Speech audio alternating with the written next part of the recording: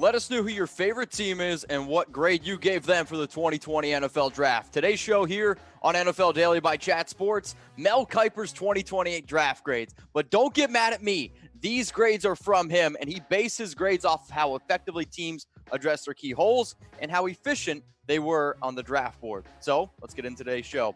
You got the Arizona Cardinals B grade, and Kiper says he's not sure if Isaiah Simmons fits the Cardinals defense. I'm going to disagree. I think Isaiah Simmons fits every single defense, and if he doesn't fit, it's more of a your problem, not Isaiah Simmons. Let's go to the Atlanta Falcons, where Kiper gives them a C, and as you can see, we also gave them a C. A.J. Terrell, I agree, was a little bit of a reach, and I agree that Marlon Davidson was probably the Falcons' best pick. Let's go to the Baltimore Ravens, who actually, this is the team that Kiper thought had the best draft. And I agree. They had a very good draft. I like the Patrick Queen pick at 28, but honestly, I don't know if they had the best draft.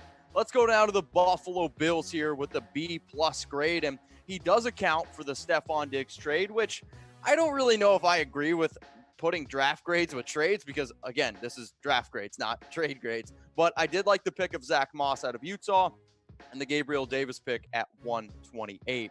So for the last 2 years, Chat Sports was the #1 most watched NFL draft broadcast on YouTube, and we're probably going to be the number one again in 2021. So if you love the NFL draft, if you love staying up to date, hit that sub button. I'll also put it in the description in the comment section below.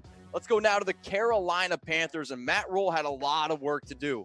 And the Panthers, I think, were smart in taking the best available. Why? When you have a lot of holes to fill, that's an important thing. And as you can see, Kiper gave him a B, but Panther fans, hey, come show Chat Sports some love. We gave him an A-. Let's go to the Chicago Bears, where we actually thought we're a little bit high here with the C+. We gave them a C-. I didn't really understand the Cole Kmet pick. I agree that he was the best tight end, and I understand that the Bears didn't have a single tight end with over 100 yards receiving, but not having picks in 1, 3, and 4 definitely hurt their grade. The Cincinnati Bengals, they're next up here with a B+ here at Chat Sports. We agree. Not too much of a shocker. They went with Joe Burrow at #1. I also like that they built around him with T. Higgins. I love the Akeem Davis-Gaither pick from Appalachian State. And also, pick number 65, Logan Wilson from Wyoming. A+ there for me. Let's now go to the Cleveland Browns, who no doubt struggled last season, but I really liked what they were able to do getting Grant Delpit at pick 44. B+ grade from Kiper. But as you can see, Chat Sports, we gave them an A-.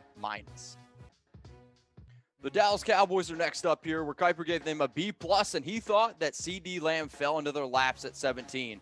And honestly, Mel, I totally agree. What I don't agree with is how you only gave the Cowboys a B+ grade.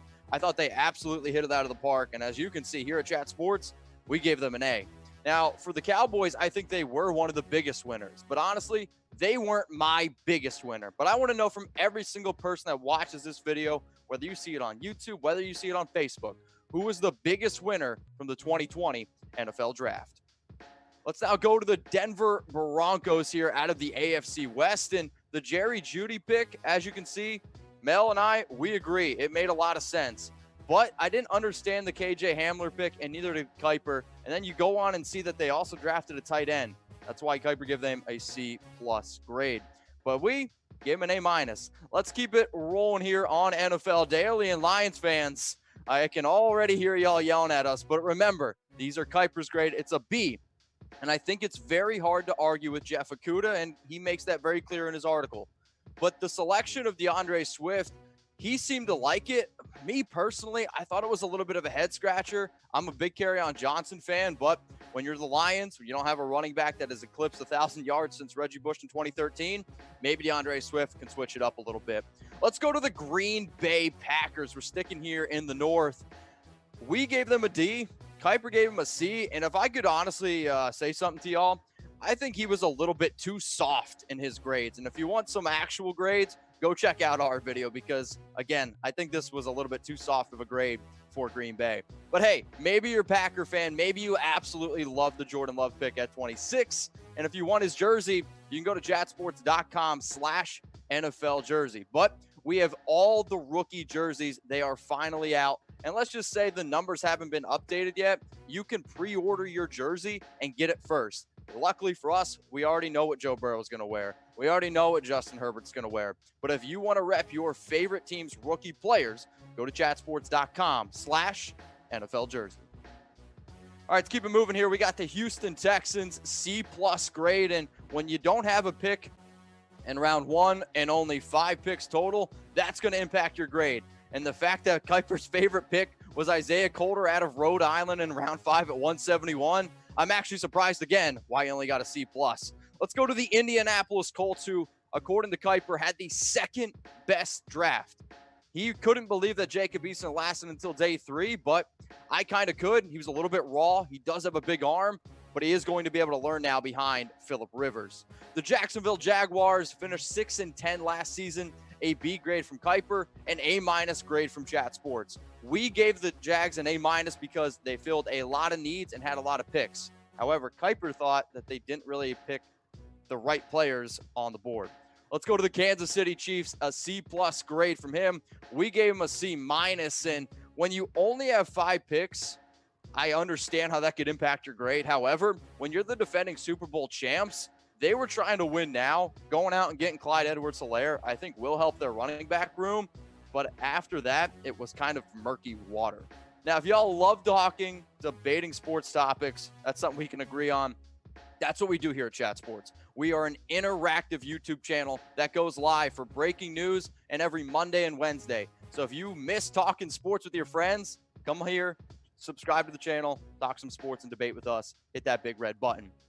Let's go to the Las Vegas Raiders, where we agree on grades. And Kiper thought that they should have drafted Jordan Love in round 1. I will respectfully, you know what, not even respectfully, I just straight up disagree. He thinks that they reached on Henry Ruggs and Arnett. I'll say this, they were just trying to fill a big need. The Los Angeles Chargers out of the AFC West, a B grade. He loved that they picked Justin Herbert at 6 and that they traded up for Kenneth Murray at 23. But he only gave them a B because they still have a major hole at left tackle. He also makes this note that the Chargers drafted a lot more like a team that was 11-5 and not 5-11. Let's now go to the Los Angeles Rams here at 9-7 last season, a B- grade. You lose Brandon Cooks, you lose Todd Gurley, you try to replace those players with Cam Akers. But besides the top 3 picks at 52, 57, and 84, I agree with Kiper on this one. After that, the picks didn't really make a lot of sense to me. The Miami Dolphins are next here on the list, and when you have 3 picks in the first round, you better hit on some. And yes, did they fill needs? Absolutely. But let's be real. Kiper makes this point, and I think we're all going to agree with this. All the picks don't matter if Tua doesn't hit. If Tua hits, that's what this class is going to be remembered for. So who was the biggest loser from the 2020 NFL Draft? Earlier in the video, I asked you who the biggest winner was, but I can already hear y'all saying who's going to be the biggest loser. That's what's really going to generate a lot of comments. So let me know. I'm going to be looking. Let's now go to the Minnesota Vikings, who I would actually argue maybe had the best draft class, and we agree with Kiper with the A- grade. They had a ton of holes to fill from free agency, and because they didn't have a lot of money. And with 15 picks, I think they're going to be able to do that. Kiper loved the fact that they went out and got Justin Jefferson at 22 and Jeff Gladney at 31, filling bigger needs for the Minnesota Vikings. The New England Patriots. We can keep this one pretty simple. C+ grade. We gave them a D+. The Pats didn't draft a quarterback. They passed on Jalen Hurts, Jacob Eason, and Jake Fromm. And Mel, you and I agree on this one. Jarrett Stidham, the former 4th rounder, he's not the answer in New England. Let's now go to New Orleans, where this is where we did have a little bit of discrepancy. Kiper gave them a C+. Here at Chat Sports, we gave him an A-. Kiper kind of goes on to say that he doesn't really think that they had a lot of picks, which obviously they didn't with only 5, and he didn't understand the Tommy Stevens pick at 240, which, again, I agree. But I think for the Saints, you're a team that's looking to get into the Super Bowl. You went with quality over quantity. Let's now go to the New York Giants here, to the Big Apple, or as I say, New Jersey. They drafted Andrew Thomas at pick number 4, and he would have went with Jedrick Wills or Tristan Wirfs instead, and I totally agree with that.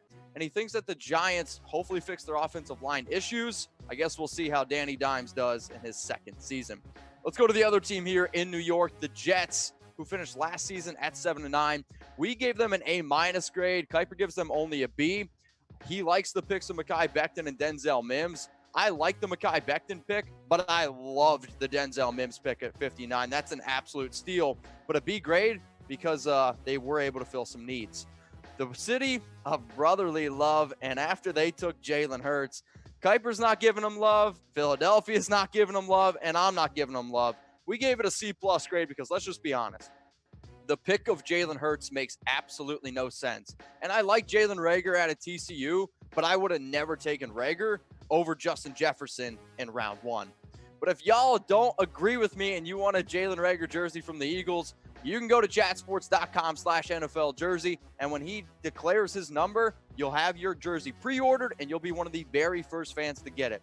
Now, let's just say this. There's a lot of other teams out there. And if you want to rep your favorite team and your first round pick, you can go to chatsports.com/NFL jersey.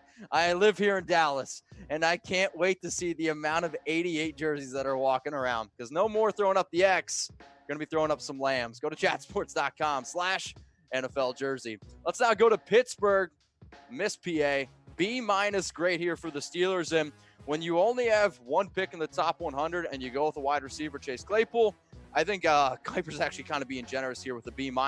He also goes on to say that the Minkah Fitzpatrick trade saves his draft class. But as I said before, I don't think that you should put trades in your draft grades. Let's now go to the San Francisco 49ers, B-. We gave them a C. When you don't have picks in round 2, 3, and 4, it obviously is going to impact your grade. But again, Kiper gives them a B- because he says Trent Williams saved their draft. Do I really need to say it 3 times in a row? So Chat Sports is 100% free for the next 365 days, so you better act quick. But you've made it this far in the video, so I would imagine that means you like it. So go ahead, hit that sub button, and if you can't find it, we'll put it in the comments, we'll put it in the description, but go ahead. Just subscribe to Chat Sports. It's the best deal on the internet. Let's go to the Seattle Seahawks, where there's a big discrepancy here. Tom and I, we gave the Seahawks a D.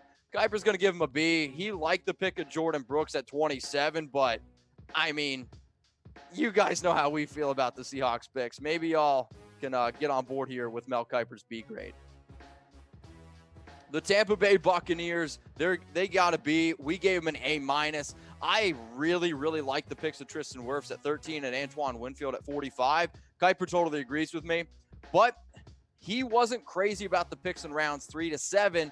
But what my argument would be, if you have Tom Brady, if you have, your top wide receivers, I think that they just went with the best players left on the board. Let's now go to the Tennessee Titans, where I totally disagree with Kiper's grade here of a C+. Yes, I sort of agree with Isaiah Wilson being a reach at 29, but he fails to mention how much of a steal Christian Fulton was in round 2 at pick 61. The Tennessee Titans, Kiper gave him a C+. Here at Chat Sports, we gave him an A-.